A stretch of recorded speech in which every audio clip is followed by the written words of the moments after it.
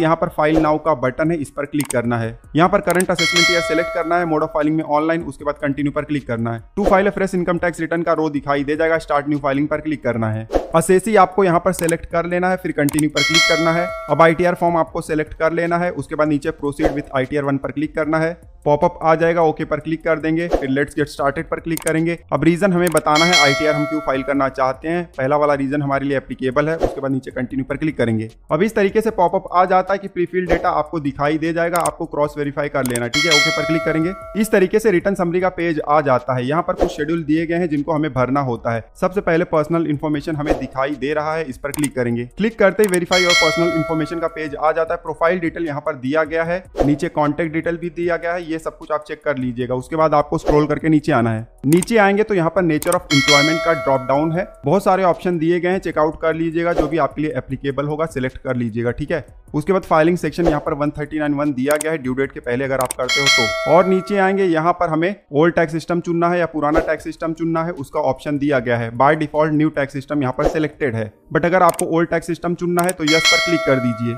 आप चाहे old tax system चुनो या न्यू टैक्स सिस्टम, ये वीडियो दोनों के लिए एप्लीकेबल होगा, क्योंकि ज्यादा चेंजेस नहीं है प्रोसेस में, ठीक है। और जहां पर थोड़े बहुत चेंजेस हैं उनको मैं आपको बताते जाऊंगा। अब थोड़ा सा और नीचे आएंगे तो यहाँ पर बैंक डिटेल दिखाई दे रहा है, जो कि वैलिडेटेड है। और नीचे आएंगे तो यहाँ पर कंफर्म का बटन है, क्लिक कर देना है। फिर से रिटर्न समरी का पेज आ गया है, पर्सनल इन्फॉर्मेशन का रो हमारा कंप्लीट हो गया है। उसके नीचे देखिए ग्रॉस टोटल इनकम का रो है, इस पर क्लिक करेंगे। इस तरीके से क्वेश्चनियर आ जाता है, इसको स्किप कर देंगे फिलहाल के लिए। आगे सारे ऑप्शन हमें फिर से दिखाई दे जाते हैं। इनकम सोर्स डिटेल का पेज आ जाता है, इनकम फ्रॉम सैलरी सबसे पहले हमें यहाँ पर दिखाई दे रहा है। ऑटोमेटिकली यहाँ पर डेटा आ गया है, अगर आपकी AIS में डेटा होगा तो यहाँ पर प्रीफिल हो जाएगा। चेक कर लीजिएगा कि बिल्कुल सही है। डिटेल अगर कुछ भी रॉन्ग होगा, इनकम्प्लीट होगा, तो आप एडिट के बटन पर क्लिक करके एडिट कर सकते हो। हमारे केस में यहाँ पर इनकम्प्लीट डेटा है, एक्चुअल में हमारा सैलरी इतना है, तो हम एडिट के बटन पर क्लिक कर देंगे। एडिट के बटन पर क्लिक करते इस तरीके से सैलरी का पेज आ जाता है। यहाँ पर बॉक्सेस दिए गए हैं, मैनुअल अमाउंट आप इंटर कर सकते हो। सबसे पहले सैलरी एज पर सेक्शन 17(1) है, यहाँ पर अमाउंट ऑटोमेटिकली फीड है, लेकिन ये अमाउंट रॉन्ग है, तो इसको हम सही कर देंगे। सही अमाउंट हमने इंटर कर दिया हुआ है। उसके बाद आपके फॉर्म नंबर 16 में दूसरा कोई भी डिटेल होगा तो आप इंटर कर सकते हो। उसके बाद स्क्रॉल करके नीचे आएंगे, ये सारी चीजें हमारे लिए एप्लीकेबल नहीं है, डिलीट कर देंगे। थोड़ा सा और नीचे आएंगे, यहाँ पर एग्जेम्प्ट अलावेंस का डिटेल हम इंटर कर सकते हैं।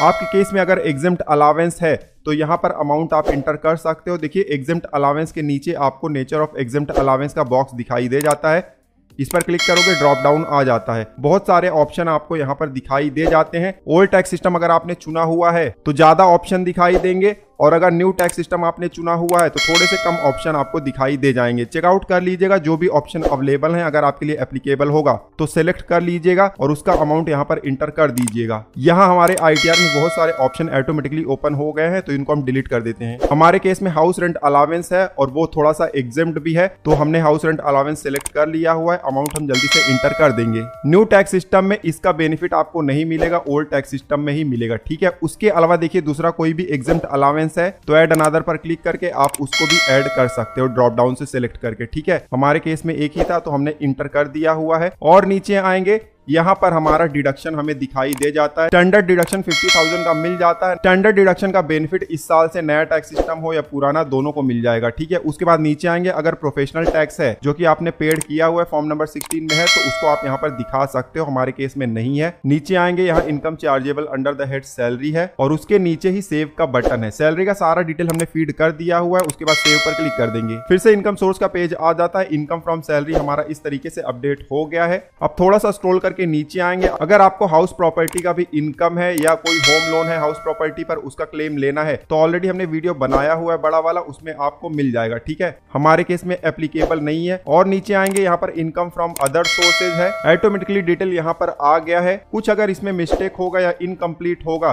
तो आप सिलेक्ट करके एडिट कर सकते हो, ठीक है। उसके अलावा दूसरा भी कोई अगर इनकम है अदर सोर्स का यहाँ पर दिखाई नहीं दे रहा है तो ऐड अनदर का बटन है, क्लिक करिए और इस तरीके से आपको क्वेश्चनियर आएगा। यहाँ पर भी ऑप्शन दिखाई दे जाएगा, चाहो तो आप यहाँ से इंटर कर दो, अदरवाइज कीप द क्वेश्चन पर क्लिक कर दो। और यस पर क्लिक कर दो। फिर यहाँ पर आपको ड्रॉप डाउन भी आ जाता है। यहाँ पर बहुत सारे ऑप्शन दिए गए हैं, जो भी आपके लिए एप्लीकेबल होगा सिलेक्ट करिए, अमाउंट इंटर कर दीजिए। डिविडेंड अगर आप इंटर करते हो तो क्वार्टरली ब्रेकअप भी आपको देना पड़ेगा, ठीक है। हमारे केस में दूसरा कोई भी अदर सोर्स का इनकम नहीं है, सिर्फ इंटरेस्ट इनकम ही है और वो ऑटोमेटिकली यहाँ पर आ गया है, ठीक है। अब स्क्रॉल करके नीचे आएंगे तो कोई एग्जेम्प्ट इनकम है अगर आपके केस में तो ऐड अनादर पर क्लिक करके उसको आप दिखा सकते हो। ऐड अनादर पर क्लिक करोगे तो ड्रॉप डाउन आ जाता है। इस तरीके से बहुत सारे ऑप्शन है, जो भी एप्लीकेबल होगा सिलेक्ट कर लीजिएगा और उसके बाद अमाउंट इंटर कर दीजिएगा और फिर ऐड कर देना है। हमारे केस में एप्लीकेबल नहीं है तो कैंसिल कर देते हैं। अब इनकम सोर्स वाले पेज में सारा डिटेल हमने इंटर कर दिया हुआ है। नीचे आएंगे तो यहाँ पर कंफर्म का बटन है, क्लिक कर देंगे। फिर से रिटर्न समरी का पेज आ जाता है। ग्रॉस टोटल इनकम हमारा कंप्लीट हो गया है। अब उसके नीचे ही देखिए टोटल डिडक्शन का आपको रो दिखाई देता है, इस पर क्लिक करेंगे। इस तरीके से क्वेश्चनियर आ जाता है। आप चाहो तो यहाँ पर भी डिटेल इंटर कर सकते हो, अदरवाइज आगे आपको दिखाई दे जाते हैं। हम यहाँ पर इंटर नहीं करेंगे, स्किप द क्वेश्चंस पर क्लिक कर देंगे, यस पर। इस तरीके से पेज आ जाता है। कुछ डेटा यहाँ पर प्रीफिल्ड आया हुआ है, हमारे एम्प्लॉयर ने दिया था फॉर्म 16 के जरिए। देख लीजिएगा, सही होगा तो आपको कुछ नहीं करना है, रॉन्ग होगा तो एडिट कर दीजिएगा। आप देख लीजिएगा, जो भी ऑप्शन आपके लिए एप्लीकेबल होगा सिलेक्ट कर लीजिएगा।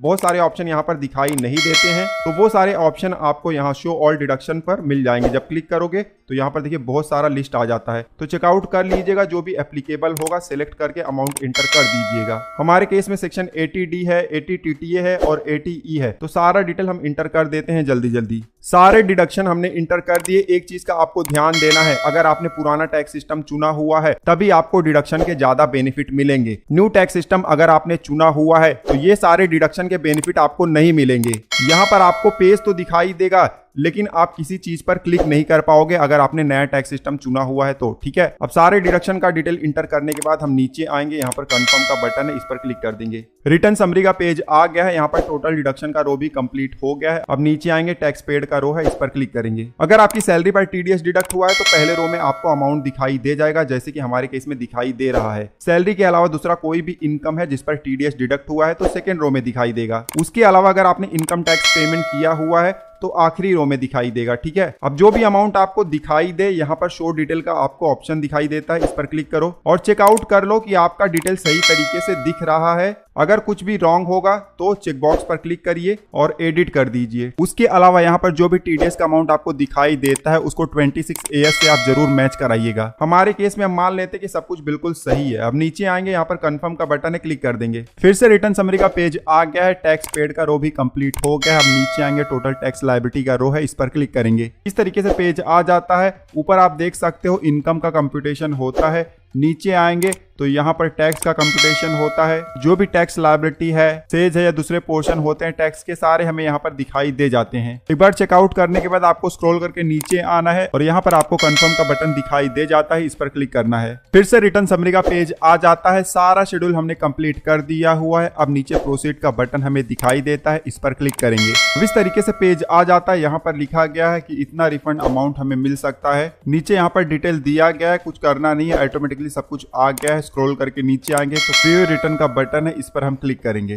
क्लिक करते इस तरीके से पेज आ जाता है। ऊपर यहाँ पर एक चेकबॉक्स दिखाई देता है, इस पर हमें क्लिक कर देना है। स्क्रॉल करके नीचे आना है। नीचे आएंगे तो यहाँ पर प्रोसीड टू प्रीव्यू का बटन है, क्लिक कर देंगे। अब जो ITR फॉर्म हमने भरा हुआ था उसका प्रीव्यू आ जाता है। आप चेकआउट कर लीजिएगा सारा डिटेल। उसके बाद आपको स्क्रॉल करके नीचे आना है। यहाँ पर प्रोसीड टू वैलिडेशन का बटन है, इस पर क्लिक कर देना है। अब आप देख सकते हो इस तरीके से आपका वैलिडेशन सक्सेसफुल हो जाता है, मतलब ITR में कोई भी एरर नहीं है। नीचे यहाँ पर प्रोसीड टू वेरिफिकेशन का बटन है, इस पर हमें क्लिक कर देना है। अब इस तरीके से पेज आ जाता है। यहाँ पर वेरिफिकेशन के 3 ऑप्शन है। हम पहला वाला ऑप्शन चुनेंगे और नीचे कंटिन्यू का बटन है, उस पर क्लिक कर देंगे। यहाँ पर बहुत सारे ऑप्शन आ जाते हैं, जो भी आपके लिए एप्लीकेबल होगा उसको आप सेलेक्ट कर लो। उसको सेलेक्ट करके हम नीचे कंटिन्यू पर क्लिक करेंगे। पॉपअप आ गया है। यहाँ पर हमसे वैलिडेशन मांगा जा रहा है, चेकबॉक्स पर क्लिक करेंगे और जनरेट आधार OTP पर क्लिक कर देंगे। OTP का बॉक्स आ गया है और आधार रजिस्टर्ड मोबाइल नंबर पर OTP सेंड हो गया होगा। OTP इंटर करने के बाद नीचे वैलिडेट का बटन है, क्लिक कर देना है। अब कंफर्मेशन का पेज आ गया है। यहाँ नीचे सबमिट का बटन है, क्लिक कर देना है और क्लिक करते आप देख सकते हो आपका ITR फाइल हो गया है और E-वेरीफाई भी हो गया है। कंफर्म